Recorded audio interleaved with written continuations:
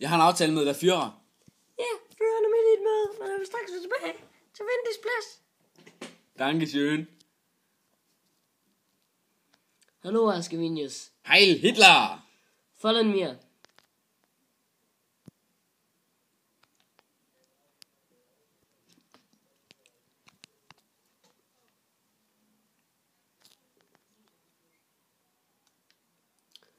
Verstehen Sie Deutsch? Selvfølgelig. Gut, ich hoffe, ich kann führen, das Gespräch auf Deutsch. Forstår du dansk? Ja, Godt. Men lad os komme til sagen. Du vil have, at den danske regering skal melde sig ind i Antikominternpagten. ja, das ist richtig.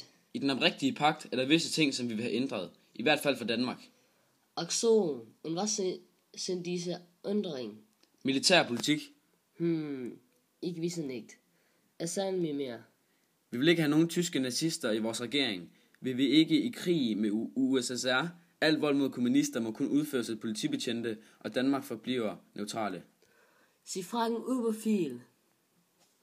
Men husk, at Danmark altid er klar til at finde sin plads i et nyt Stortyskland. Du bist richtig. Okay, Sie bekommen, es Sie wollen.